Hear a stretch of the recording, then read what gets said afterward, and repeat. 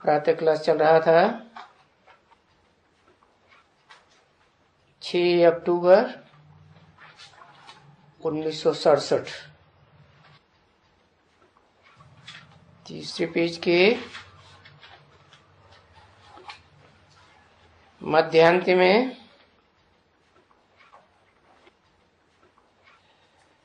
बात चल रही थी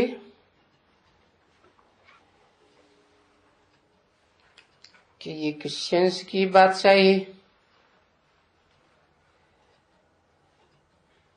उनके लिए भी नहीं कहेंगे कि सारी दुनिया में बादशाही की। हाँ, अफ्रीका को गुलाम बनाया, चीन में भी, इतना बड़ा चीन, उसमें भी इनकी बादशाही होगी। फिर वो चीन वाले तो आस्ते आस्ते करके छूटते गए और भारत भी छूट गए, परंतु फिर भी सारे विश्व के ऊपर कभी भी कोई राज्य नहीं कर सकते सिवाय तुम्हारे, क्योंकि तुम ईश्वर की संतान बने हो।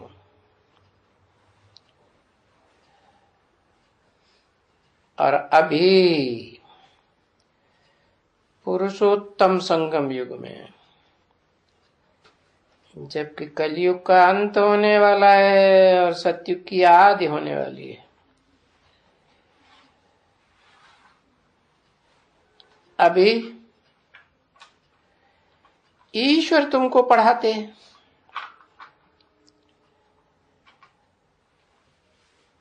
है ना? तो वो जब भी ये बच्चियां बैठती है ना तो सब साक्षात्कार करती है।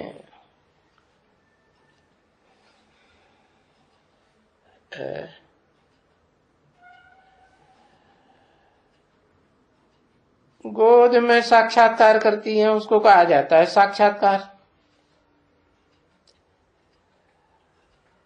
वो तो देखती हैं कृष्ण को, और कृष्ण को देखती हैं तो वो सारा ब्रह्मांड, सारा विश्व, अरे बल्कि सारा ब्रह्मांड ही देख लेती है। तो देखो मीठे बच्चे, तुम तो ब्रह्मांड के भी मालिक बनते हो। है? ब्रह्मांड में क्या है? अंडे अंडे में सला आत्माएं हैं।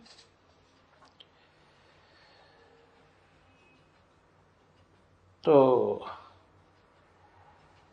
आत्माएं तो ऐसे थोड़े कि सिर्फ मनुष्यों की आत्माएं हैं। है? जीव जंतु सब की आत्माएं हैं, वो सब अंडे में चले। तो बाबा ने समझाया कि तुम बच्चों को हम ब्रह्मांड का मालिक बनाता हूं, क्योंकि वो ब्रह्मांड तुम्हारा घर है। कहते हैं ब्रह्म महत्तत्व। फिर उससे भी जास्ती तुम यहां आते हो।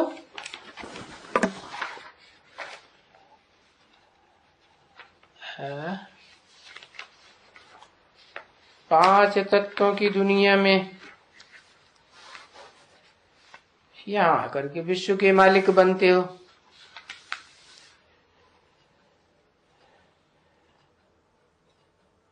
विश्व में ब्रह्मांड नहीं आता है,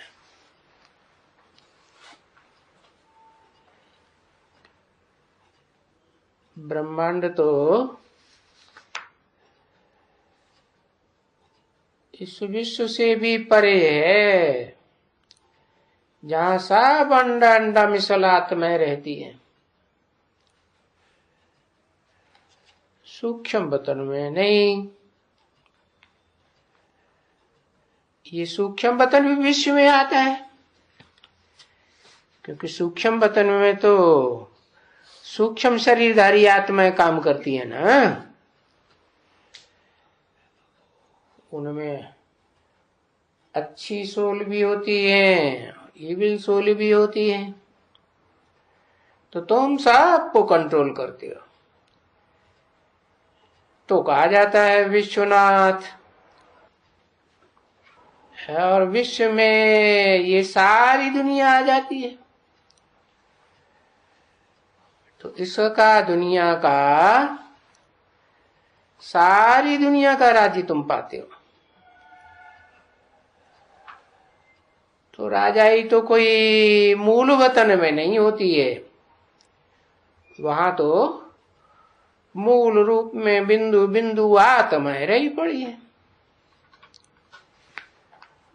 और सूक्ष्म वतन में सूक्ष्म शरीरधारी आत्माएं, भूत प्रेत आत्माएं, वहां भी कोई राजा ही नहीं है। वो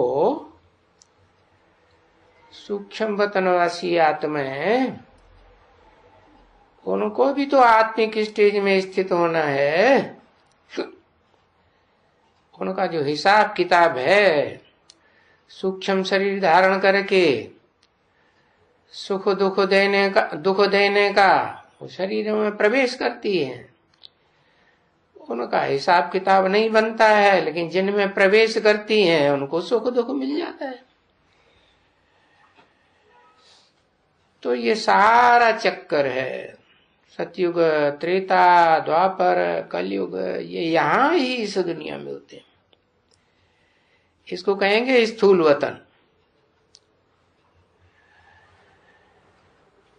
तो समझ में आता है कि मूल वतन में जहां आत्माएं मूल रूप में रहती हैं, बिंदु बिंदु रूप में रहती है, अंडे मिसल, और सूक्ष्म वतन में जहां सूक्ष्म शरीरधारी होते हैं, जिनका कोई कर्मों का हिसाब किताब नहीं बनता है, और जिनमें प्रवेश करते हैं वो सुख दुख भोगते हैं।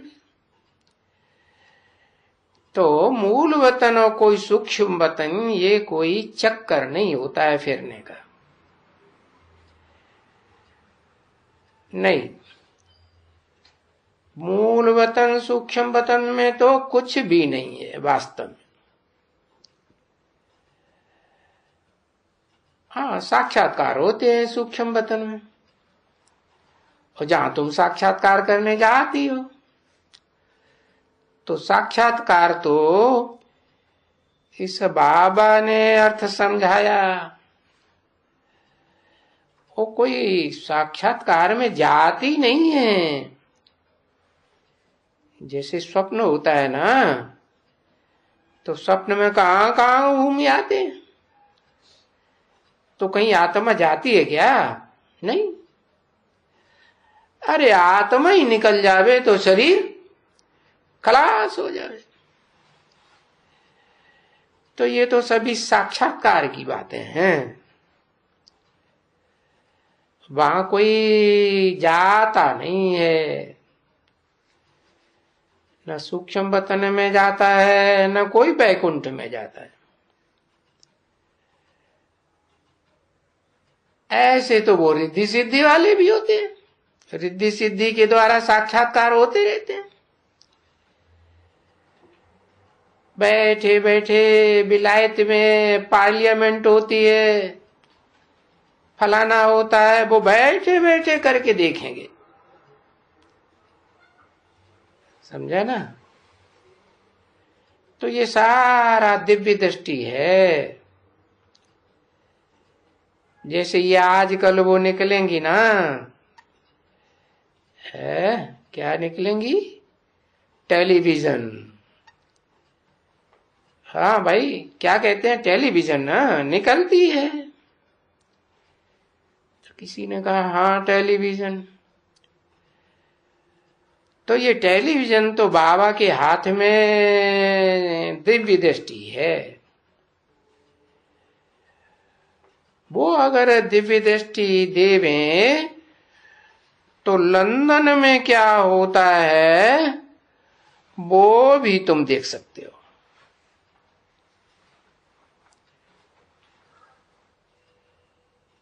अभी उसमें कोई औजार बौजार उस दिव्य दृष्टि में जरूरत नहीं है। कुछ भी ऐसी कोई सामान या चीज की जरूरत नहीं, न खरीद करनी पड़े। देखो तुम साक्षात्कार में जाती हो, तुमको कोई कुछ खरीद करना पड़ता है नहीं।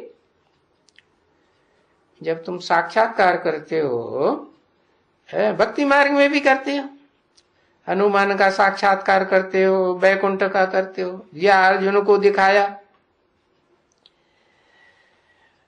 तुम्हारे में बहुत बच्चियां हैं।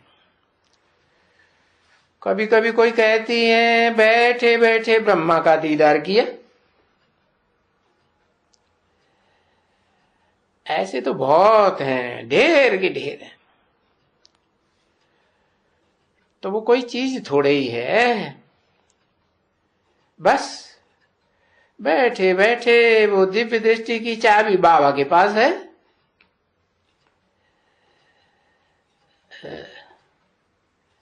ड्रामा के प्लान अनुसार उसी पार्टिकुलर समय पर उनको फिर वो साक्षात्कार मिल जाता है।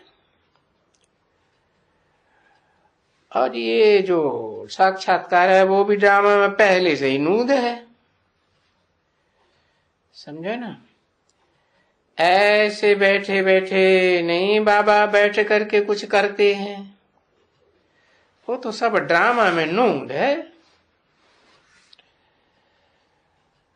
कि फलाने को साक्षात्कार हुआ।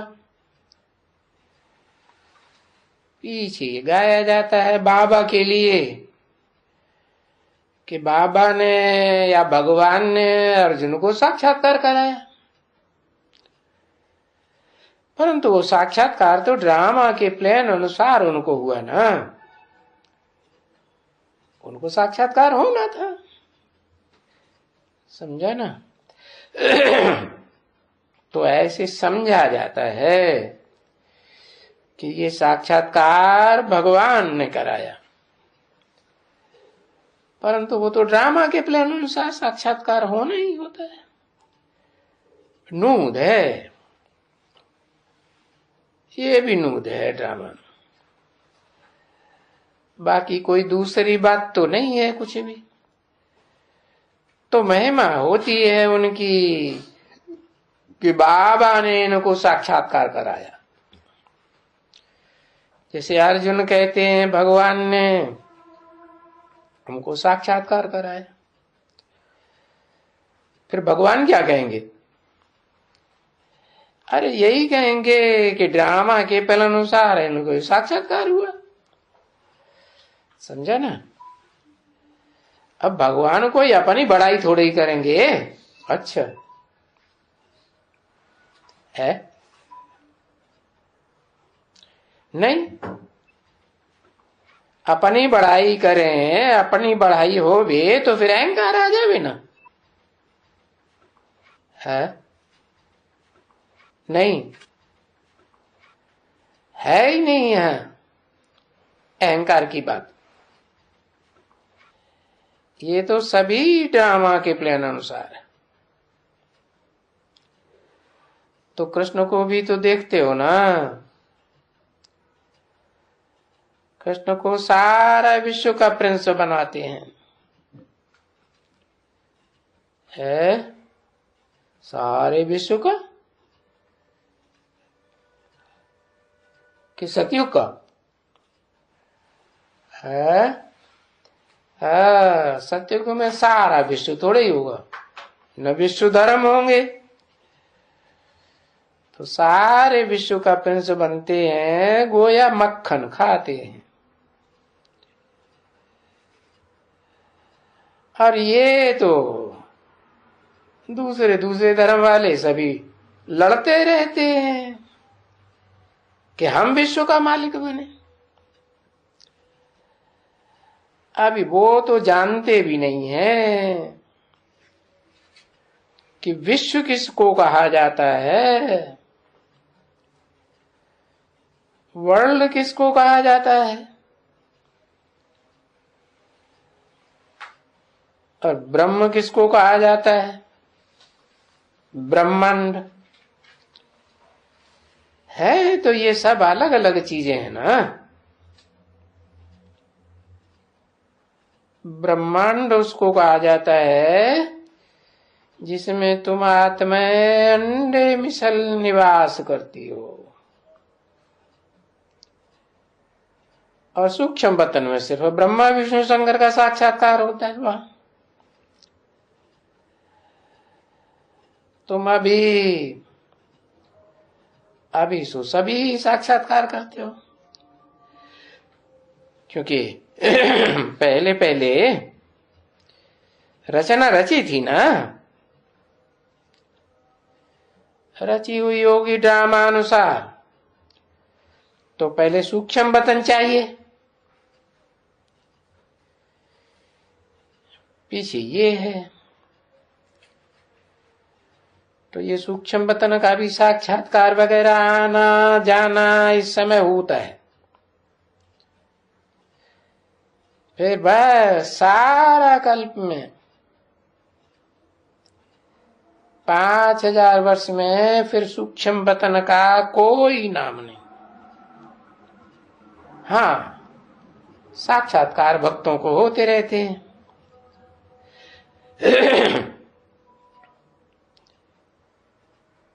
तो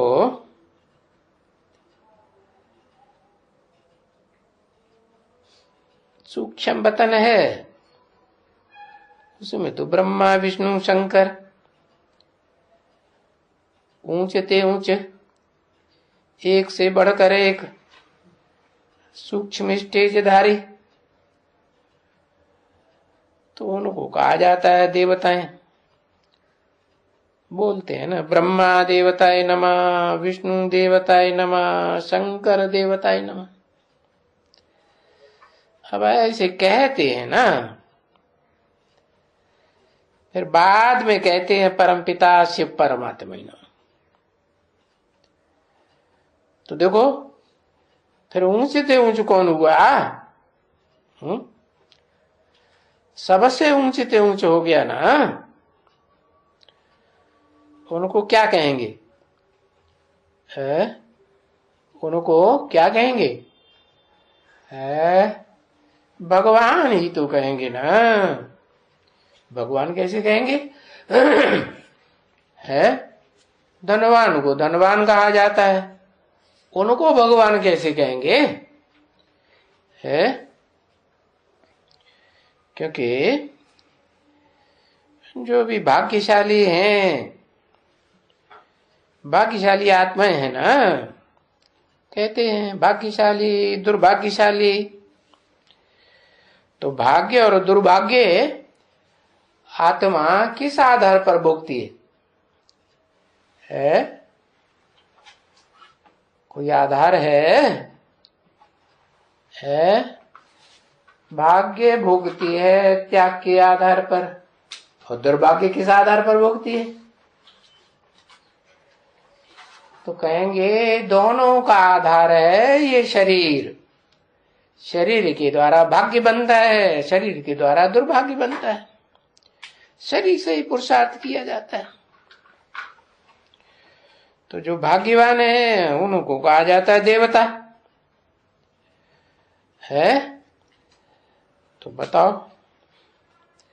उन देवताओं में कौन है जो देह का बहुत सुख भोगते हैं?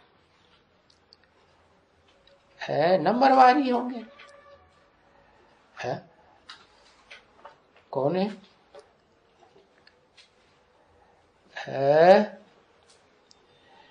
विष्णु एक है, विष्णु है एक है। विष्णु भी तो नंबरवार हैं। विष्णु माने स्त्री और पुरुष दोनों के संस्कार मिल गए तो क्या हो गए? विष्णु। तो उनको देवता कहेंगे, और यहां इस दुनिया में मनुष्य कहेंगे। क्यों? क्योंकि देवताओं का चंचल मन नहीं होता है और मनुष्यों का चंचल मन होता है। तो ये मनुष्य है ना, परंतु ये जो मनुष्य हैं, देवी देवता हैं, सुधरे हुए मनुष्य हैं, इनका दैवी धर्म है, इन्होंने मन के ऊपर क्या जीत पाई है, मन को कंट्रोल किया है। तो फिर इनमें आत्मा के दैवी गुण आ जाते हैं। बाकी है तो मनुष्य ना है। अरे देवताओं को भी दो टांगे हैं, मनुष्यों को भी दो टांगे हैं, उनको भी दो बाहें हैं, उनको भी दो बाहें है। कोई चार बाहें किसी को थोड़े ही होती हैं जो विष्णु को दिखाई दी हैं, या 8 बाहें है देवियों को दिखाई देते हैं, होंगी क्या? नहीं। अरे मनुष्य तो सभी मनुष्य ही होंगे ना। 6-10-67 की प्रातः क्लास का 5वां पेज। ये अगर स्वर्ग में देवताएं हैं तो भी देखो उनको 2 भुजाएं, वो तो 2 भुजाएं लक्ष्मी नारायण जैसे होते हैं, कोई फर्क तो नहीं होता है। बाकी ये है कि साहूकार बहुत होते हैं, तो सबसे जास्ती पवित्रता तो उन्हीं में हुई, तो पवित्रता के आधार पर बात आई, अपवित्रता की बात ही नहीं, कोई भी शैतानी की बात नहीं, कुछ भी बीमारी की बात नहीं, अकाले मौत की बात नहीं। तो तुम बच्चों को तो बहुत खुशी होनी चाहिए। लक्ष्मी नारायण को देखने से ही रोमांच खड़े हो जाना चाहिए है। फिर ये आत्माएं जो इतनी श्रेष्ठ देव आत्माएं हैं, वो यहां इस दुनिया में क्यों आती हैं? क्यों आती हैं? क्योंकि इनका जो प्रारब्ध है, जो इन्होंने बाप की श्रीमत पर चल करके अच्छे कर्म किए थे, वो प्रारब्ध खलास हो जाता है। तो अभी तुम्हारे दिल में तो आता है हम भी बाबा के पास जावे, जा करके बाबा को, हम आत्माएं जा करके बाबा को देखें, क्योंकि हम आत्मा शरीर में है ना। इस शरीर के नैन चैन आंखों द्वारा हम सब देखते हैं शरीर को, ठीक है ना, परंतु तुम आत्मा को तो नहीं देखते हो ना। न आत्मा को देखते हो न परमात्मा को देखते हो। नहीं देखते। हाँ, इन आंखों से नहीं देखते हो, बुद्धि से जानना होता है आत्मा को, आत्मा के पार्ट को, परमात्मा को जानना होता है। तो देखना अगर होता है तो दिव्य दृष्टि मिलती है, तो आत्मा भी देखने में आएगी, परमात्मा भी देखने में आवेगा है। तो और तो सभी चीजें दिव्य दृष्टि से बड़ी बड़ी देखने में आएंगी, बड़ा विनाश भी देखने में आएगा, और तुम्हारी बड़ी राजधानी भी देखने में आएगी। और फिर ये हनुमान भी बड़ा देखने में आएगा। क्या?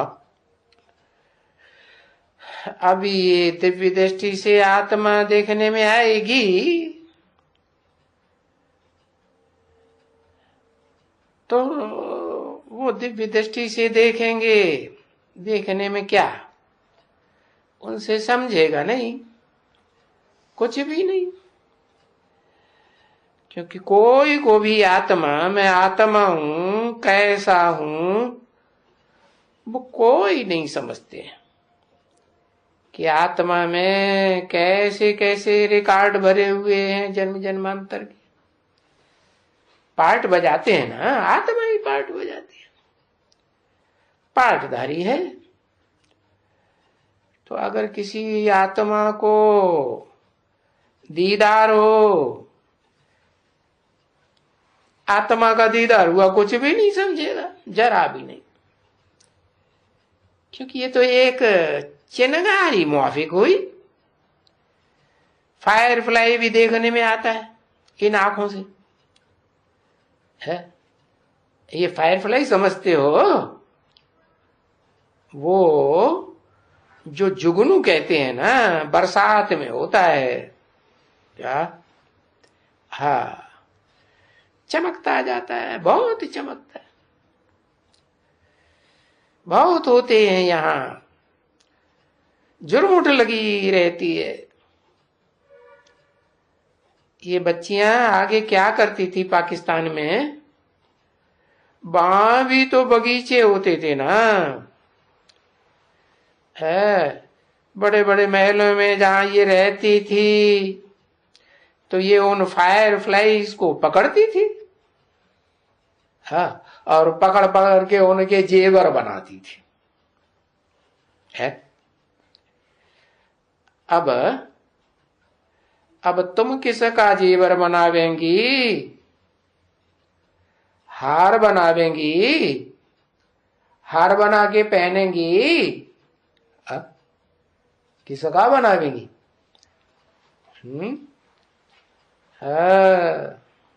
किसका बनावेंगी? अरे विजय माला पहनेंगी कि नहीं पहनेंगी? तो किसका हार बनावेंगी?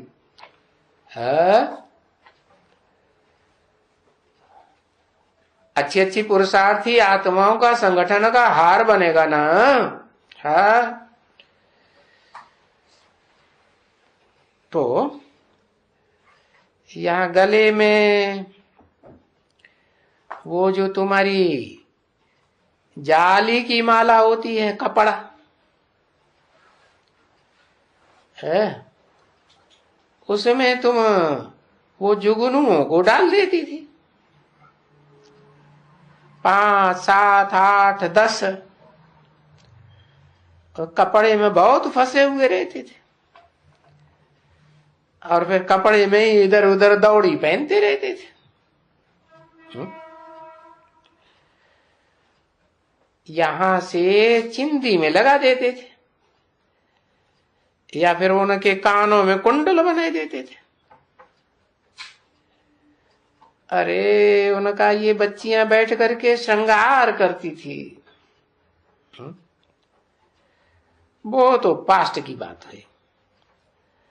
अब तुम बच्चियां बताओ, तुम अपने कानों का श्रृंगार काहे से करेंगी? समझा ना? और वो जुगनू तो देखने में आते हैं, पकड़ने में भी आ जाते हैं। और आत्मा तो इनसे भी जास्ती सूक्ष्म, बहुत महीन।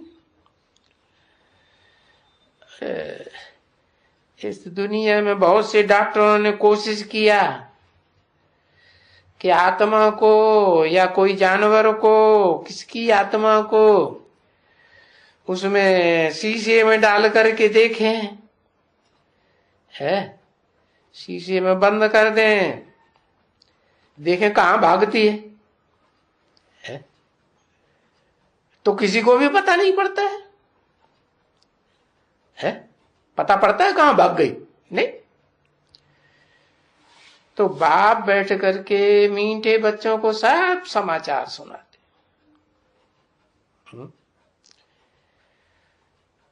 कोई भी दुनिया में इन समाचारों को जानता नहीं है कि आत्मा कैसे जुगनू मिसल है। भले देखो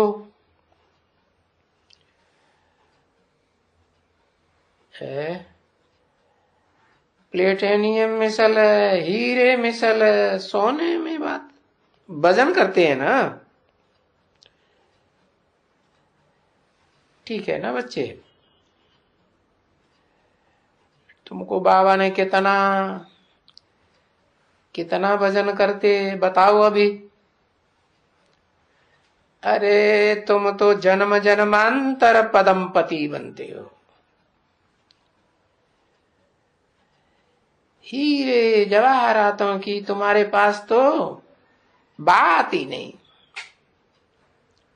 देखो कितना देते हैं और क्या क्या करते हैं। इतना करते हैं और कोई कुछ शो करते हैं क्या? कुछ भी नहीं।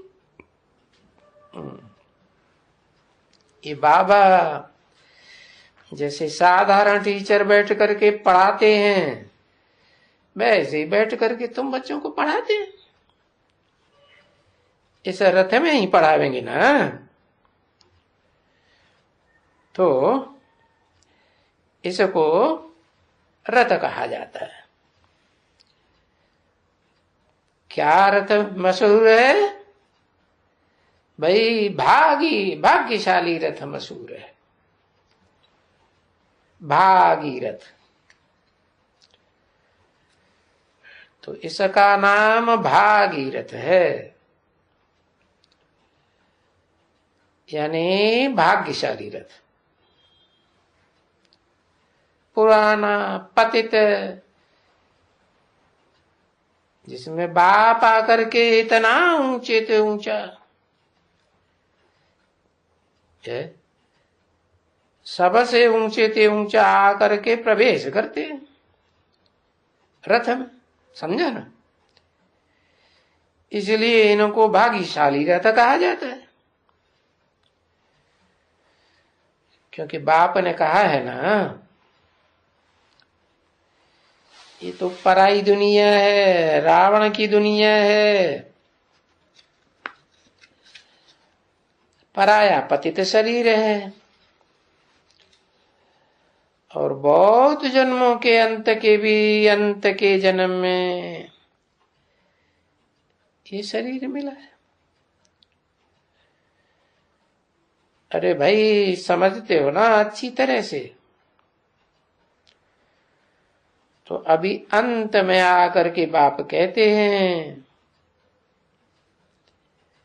कि मैं इनमें प्रवेश करता हूं। किनमें है? इसमें कि इनमें है? इनमें प्रवेश करता हूं, क्योंकि मुझे शरीर तो चाहिए ना। हा? कब? सतयुग में, त्रेता में नहीं, कब? संगम युग में जास्ती से जास्ती 100 साल दो, इसमें शरीर तो चाहिए ना। तो ये शरीर छूट जाता है, तो फिर नहीं आवेंगे क्या? आवेंगे ना। जिस शरीर में भी प्रवेश करेंगे उनका नाम देंगे ब्रह्मा। तो नहीं तो मुझे शरीर है कहाँ? अंत में भी आकर के बाप कहते हैं मैं प्रवेश करता हूं।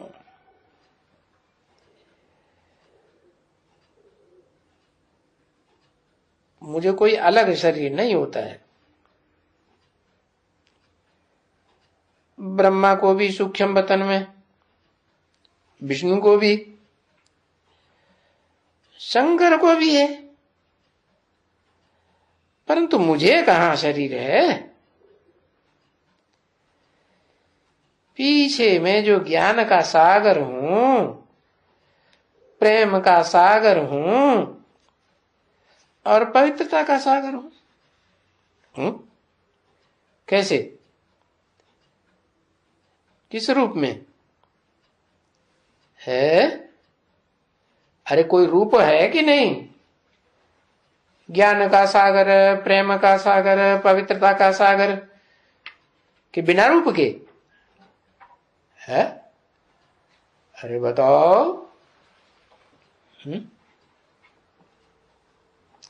बिंदु रूप है। अच्छा, बिंदु रूप में प्रेम का सागर हो जाता है?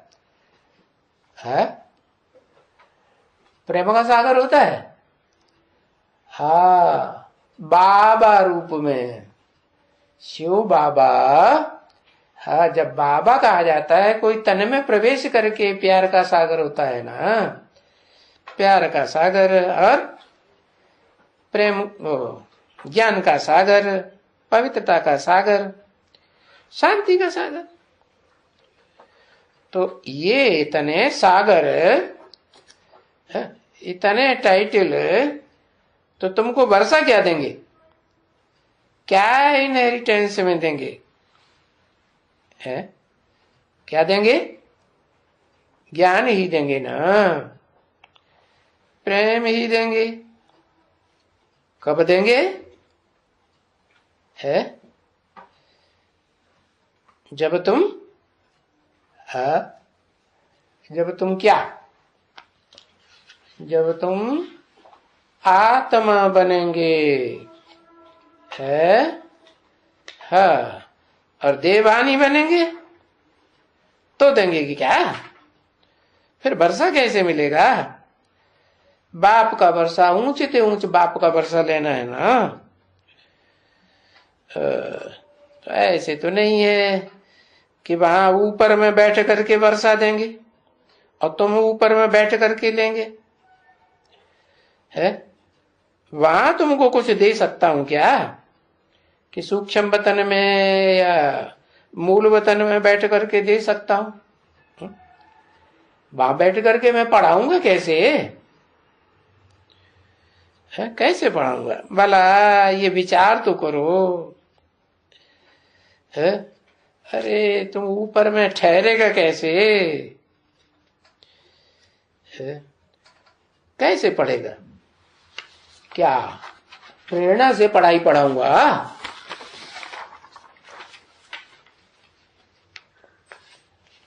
पढ़ेगा प्रेरणा से? प्रेरणा से कैसे पढ़ा जाता है? कभी पढ़ा जाता है क्या?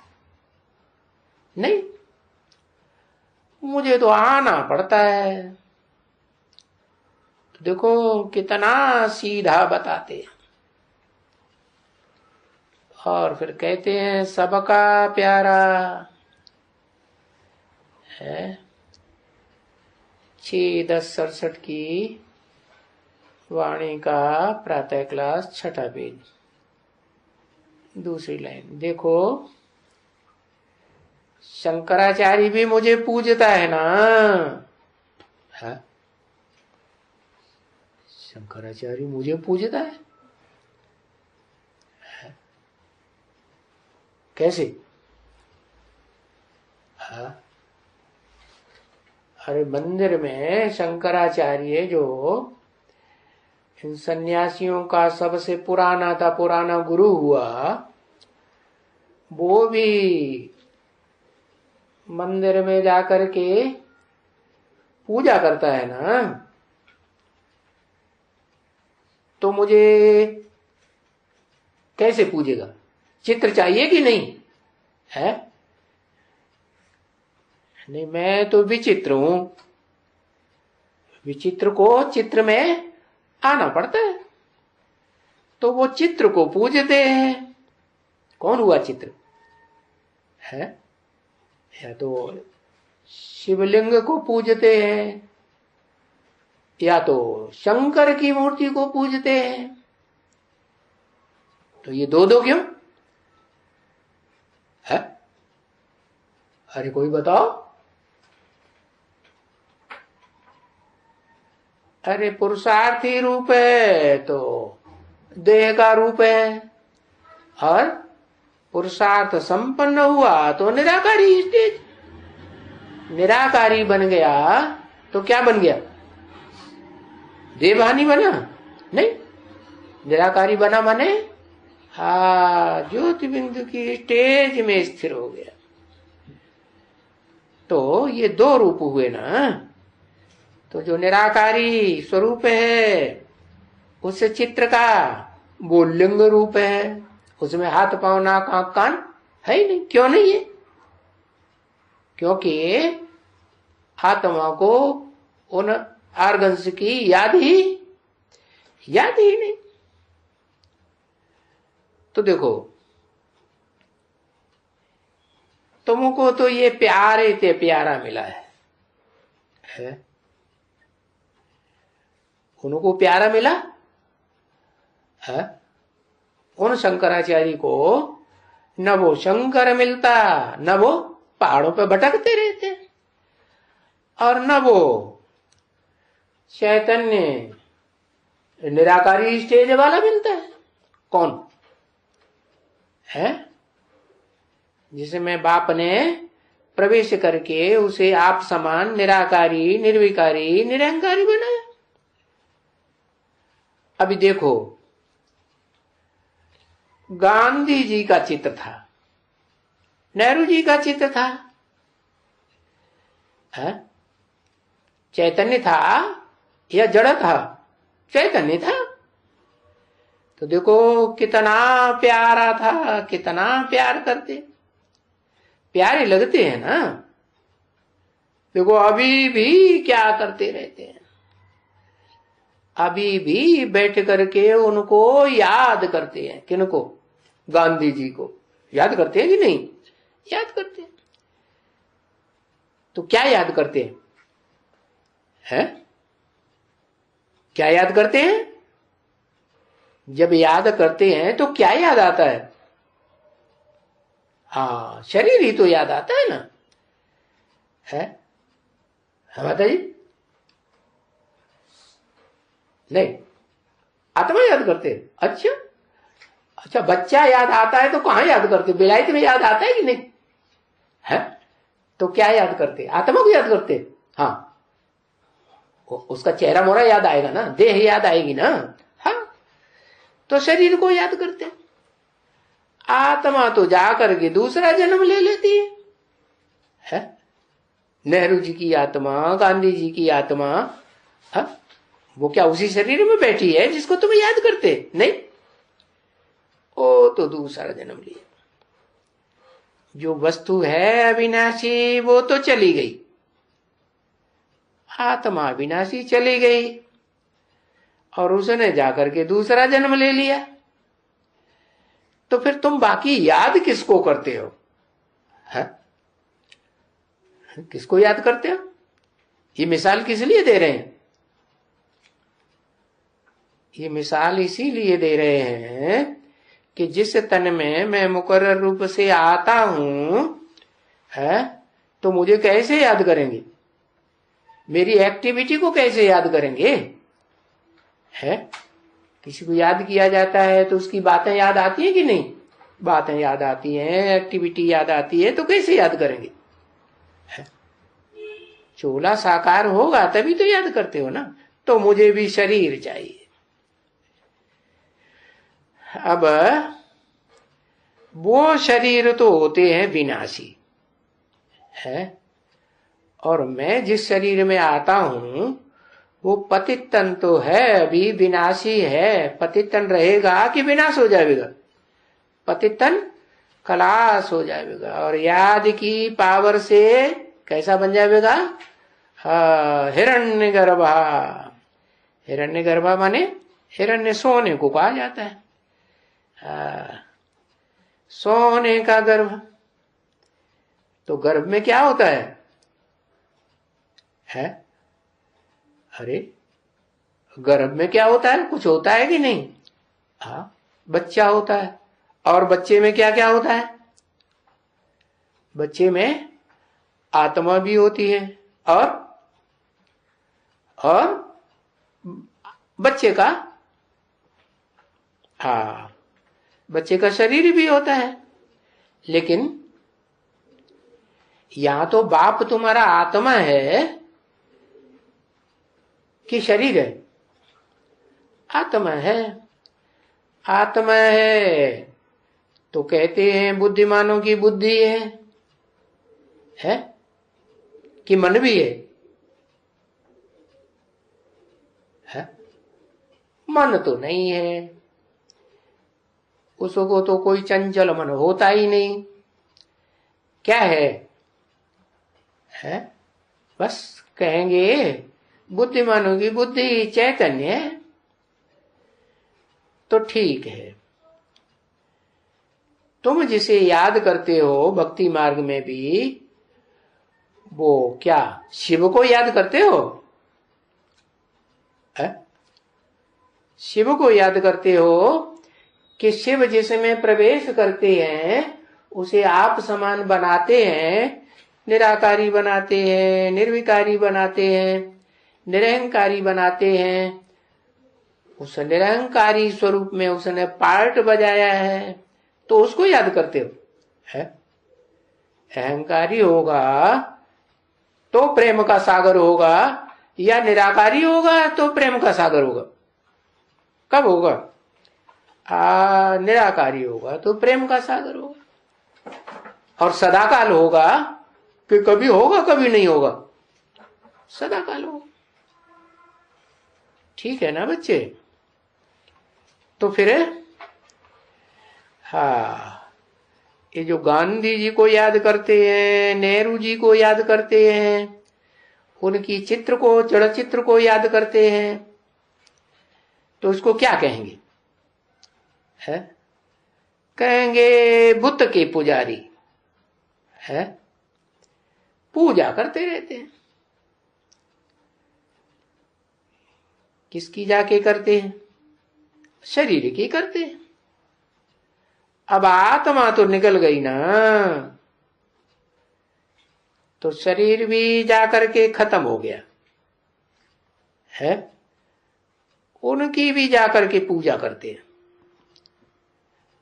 अब वो शरीर विनाशी है, और तुम किसको याद करते हो? अभी तुमको तो पता चल गया ना, तुम किसको याद करते हो?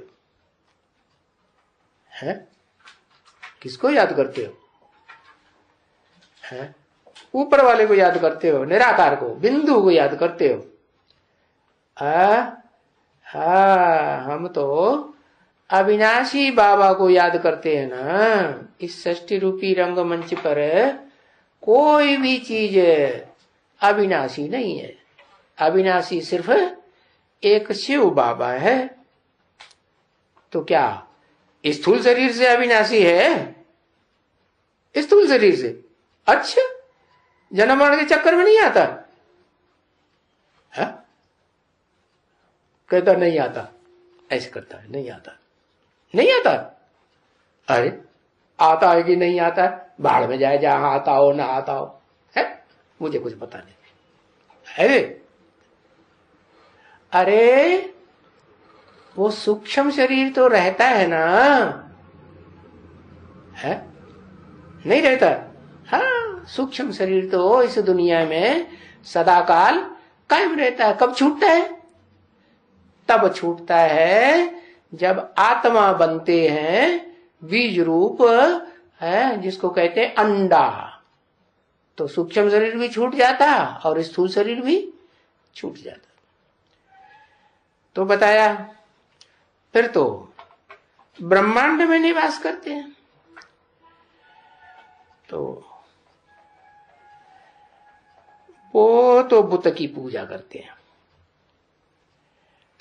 कब्र बनाई हुई है, कब्र बनाते हैं या समाधि बनाते हैं, बनाई हुई है। देखो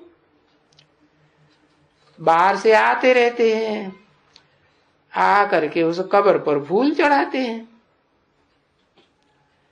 अरे किसके ऊपर चढ़ाते हैं? ये शरीर तो पांच तत्व खलास हो गए, तत्व में मिल गया है। किसको पूजा करते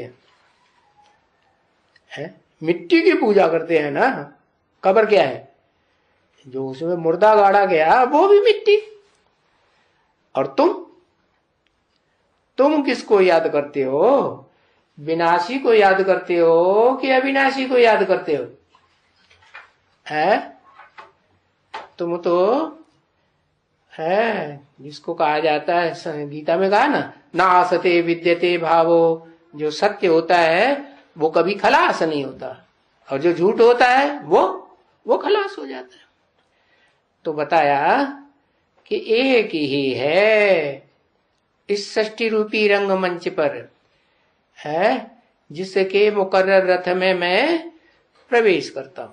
लेकिन वो मुकर्रर रथ साकार या निराकार या सूक्ष्म शरीरधारी? किसमें? साकार होता है ना। और साकार में किस लिए प्रवेश करता हूं? उसको सदाकाल व्यक्त रहने के लिए या अव्यक्त बनाने के लिए? अव्यक्त बनाने के लिए। तो ये शरीर तो चला जाता है, स्थूल शरीर। ये कोई बैठा थोड़ा ही रहता है। हाँ, सिर्फ चित्र बना के यादगारी बनाई है भाई, नेहरू की यादगारी, ऐसे तैसे यादगारी होती है ना।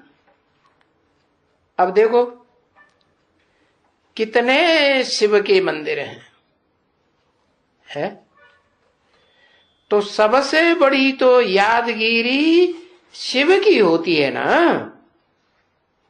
शिव की होती है, शिव की होती है कि शिव समान की होती है? किसकी होती है? शिव समान बना कैसे? शिव की याद से बना कि कोई देहधारी की याद से बना? कैसे बना? शिव की याद से बना। तो सबसे बड़ी यादगिरी पहले पहले शिव की है। जब सोमनाथ का मंदिर बना था, है तो उसमें क्या यादगिरी दिखाई है? पत्थर का लिंग दिखाया, और क्या दिखाया? उसमें हीरा दिखाया। हीरा दिखाया, हीरो पार्टधारी की यादगार है तो पत्थर ना। तो क्या मैं पत्थर हूं? पत्थर तो नहीं हूं, परंतु जिस मुकर्रर रथ में आता हूं वो पत्थर बुद्धि आखिरी जन्म में बन जाता है। क्यों बनता है? क्योंकि मेरे तो बच्चे आत्माएं, क्योंकि मैं तो सदा आत्मा हूं। और जो मनुष्य सृष्टि का बीज है वो क्या है? सिर्फ आत्मा रहता है इस दुनिया में बन के? नहीं, क्या बन के रहता है? आत्मा भी है तो शरीर भी है। इसलिए भक्ति मार्ग में गाया जाता है कि एक ही रूप है शंकर का, जो न कभी जिसे किसी ने मरते हुए देखा, न जन्मते हुए देखा, न उनके माँ बाप का नाम कोई बताता। तो देखो सोमनाथ का मंदिर गाया हुआ है। क्या गाया हुआ है? सोमनाथ। क्यों ये नाम क्यों दिया? सोम माने चंद्रमा, चंद्रमा को नाथा, नाथा माने कंट्रोल किया। चंद्रमा को क्यों कंट्रोल किया है? क्योंकि वो जो चंद्रमा है ना आसमान में, उसका मिसाल दिया जाता है मन के साथ, हनुमान के साथ। तो ये मिसाल क्यों देते हैं? क्योंकि बहुत चंचल है। अभी अभी एक सेकंड में, यहां एक सेकंड में पता नहीं कहां से कहां घूम जाता है। मन घूमता है कि नहीं चारों तरफ दुनिया? हाँ, तो बताया उस चंचल मन को नाथ लिया।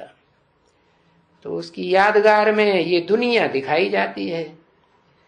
ये जो दुनिया है उसका उदाहरण अश्वत्थ वृक्ष से देते हैं। किससे? अश्व माने मन रूपी घोड़ा, और इत्थ माने स्थिर कर दिया। ऐसा अश्वत्थ रूपी वृक्ष जो एक बार स्थिर हो जाता है तो उस वृक्ष में चाहे जितने भी बच्चे पैदा होते हो, कितने बच्चे पैदा होते हैं? 500-700 करोड़ मनुष्य आत्मा रूपी बच्चे जन्म लेते हैं। कहाँ लेते हैं? कौन से युग में? संगम युग में लेते हैं। अभी मानसी सृष्टि की बात है ना, कोई स्थूल बात नहीं है। तो वो अश्वत्थ वृक्ष यादगार है सोम की, चंद्रमा की। उसको नाथा गया। तो किसने नाथा? ऊपर वाले ने नाथा। अच्छा, मन को ऊपर वाला नाथता है? कैसे नाथता है?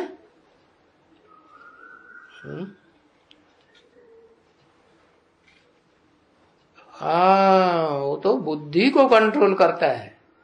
इस दुनिया में नंबरवार बुद्धिमान है ना, वो नंबरवार बुद्धिमान कैसे बने? है इस दुनिया में पार्ट बजाने वाली कोई आत्मा सबसे जास्ती बुद्धिमान बनती है तो उसको याद किया तो क्या बने? नंबरवार बुद्धिमान बने। हाँ, तो ये जो सोमनाथ मंदिर बनाया है वो गाया हुआ है, और बच्चों ने हिस्ट्री में पढ़ा होगा। है क्या पढ़ा होगा? कि मोहम्मद महमूद गजनवी आया है, उसने क्या किया? सोमनाथ मंदिर को लूट लिया और शिवलिंग तोड़ लिया, उसमें से हीरा निकाल लिया, और जो मूर्ति थी बाजू में रखी हुई शंकर की, उसको भी तोड़ करके अपने दरवाजे पर सीढ़ियों पर डाल दिया उल्टा करके। कितनी बेइज्जती कर दी। अरे अब मेरी बेइज्जती की क्या? किसकी की है? हाँ, मैं जिस साकार मुकर्रर रथ में आता हूं उसकी बेइज्जती की। क्यों की है? उसने क्या बिगाड़ा है? क्या बिगाड़ा? अरे बेइज्जती कोई क्यों करेगा? कुछ बिगाड़ा होगा कि नहीं बिगाड़ा होगा?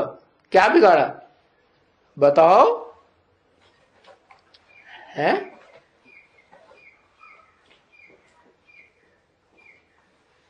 हाँ,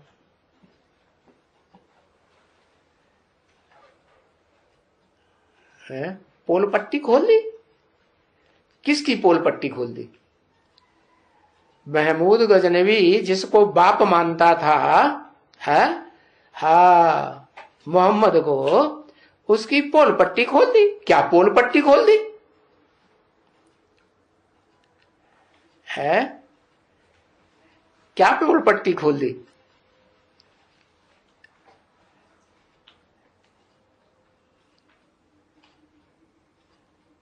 है? हाँ,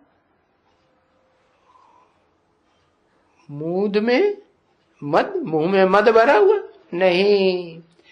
पोल पट्टी उनके बाप की खोल दी कि वो जब से आते हैं धर्म पिताएं, जो भी धर्म पिताएं आते हैं, उनका जो मूल बाप कौन सा है? मोहम्मद का भी बाप कौन कहेंगे? हाँ, मोहम्मद ने भी किसको फॉलो किया? इस्लाम धर्म को फॉलो किया ना पहले।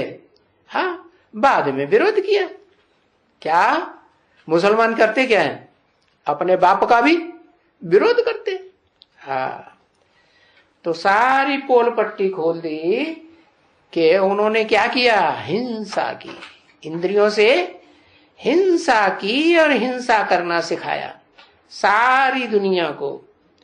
इसलिए उन्होंने कितना भी हिंसा के आधार पर अत्याचार किया हो दुनिया में, लेकिन विश्व की बादशाही नहीं ले सकते।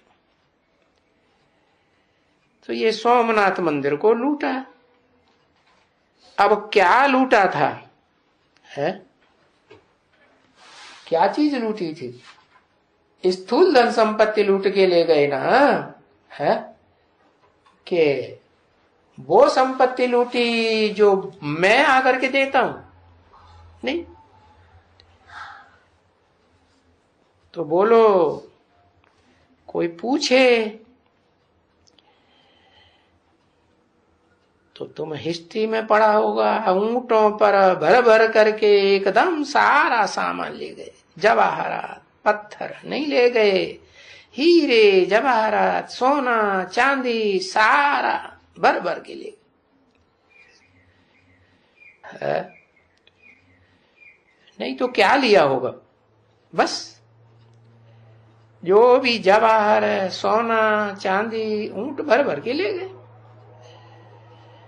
सोना भी इतना नहीं जितना जवाहरात ले गए, क्योंकि वो तो सोने से भी जास्ती महंगी चीज है ना। उठाएंगे तो इतने तो तुम्हारे पास जवाहरात थे, है जो बाप तुमको देते हैं। अरे बाप तुमको स्थूल जवाहरात देते हैं? नहीं, तुमको तो ज्ञान रतन देते हैं। तुम जो इतने ज्ञान रतन लेते हो, धारण करते हो, तो यही ज्ञान रतन तुम्हारे स्थूल जवाहरात बन जाते। अब जो जितना धारण करे उतना प्राप्ति करे। तो बाबा तुमको किस में वजन करते हैं? वो तो जो गुरु लोग होते हैं, हीरे जवाहरातों में, सोने चांदी में, रुपया पैसों में वजन करते हैं। और बाबा तुम्हारा किसे में वजन करते हैं? नंबरवार सबका वजन करते हैं। वजन करके फिर मालाएं तैयार होती हैं। किसे में वजन करते हैं? हाँ, ज्ञान रतनों से तुम्हारा वजन करते हैं। है कि तुम कितने वजनी हो, कितना तुम्हारे अंदर ज्ञान भरा, ज्ञान रतन भरे हुए हैं। अब जो जितना ज्ञान रतन भरता है वो उतना उतना साहूकार बनता है, जन्म जन्मांतर साहूकार। ओम शांति।